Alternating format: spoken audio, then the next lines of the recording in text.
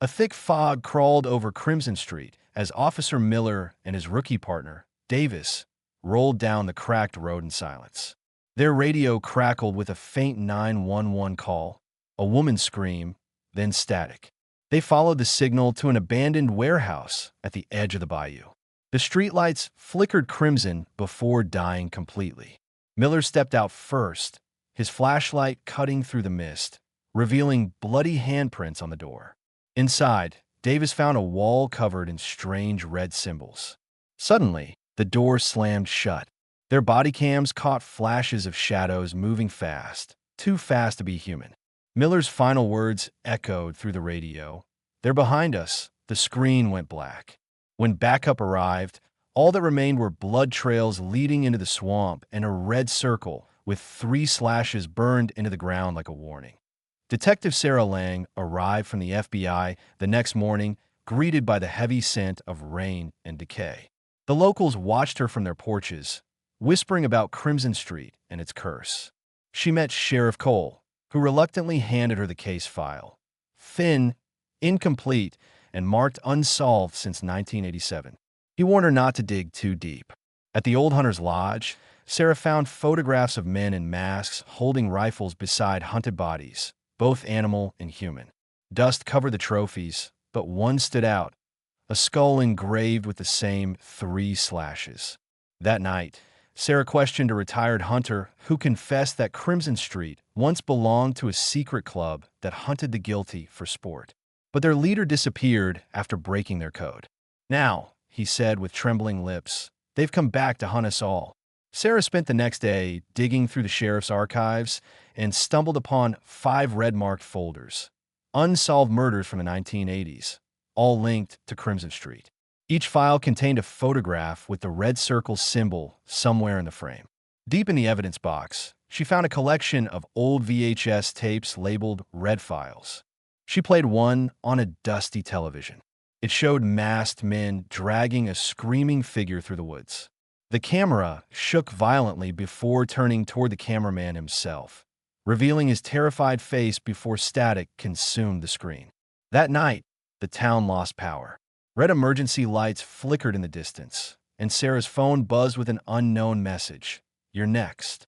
The hunters had returned. Rain hammered the rooftops as a massive storm swept across the town. Floodwaters cut off the roads, trapping Sarah and a small group of survivors inside an abandoned church. The walls dripped with old blood, and carved into the altar were names, each crossed out in fresh crimson. The survivors whispered about seeing shapes moving outside, dragging chains through the flooded streets. At midnight, the church bells rang on their own. One man disappeared. They found his body floating in the hallway, his chest marked with the same symbol. Sarah realized this was not random violence, it was judgment. The curse was choosing victims. When thunder shook the ground, she saw them outside the windows, figures in hunter masks, standing motionless, waiting for her to come out. The next morning, Sarah confronted the last surviving old hunter, a frail man hiding in his basement. He confessed that decades ago, the hunters had killed a young boy named Eli, mistaking him for a fugitive during one of their twisted games. His mother, consumed by grief, cursed the entire street before hanging herself from the church bell rope. Since then, every 13 years, the curse returns to take the blood of those tied to that night. "You can't stop it," the old man whispered. "It knows your name now."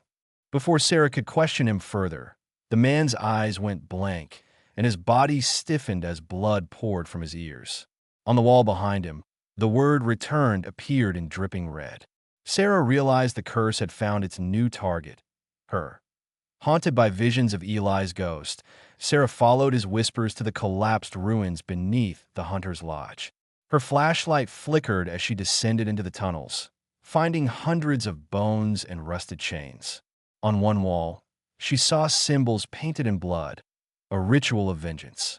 As she recorded the scene, her camera caught movement behind her. Shadows twisted into the forms of the dead hunters, their faces decayed, but eyes burning red. The air turned icy. They surrounded her, whispering her name. Sarah fired her weapon, but the bullets passed through them. A child's voice echoed through the tunnel. You took my life, now I'll take yours.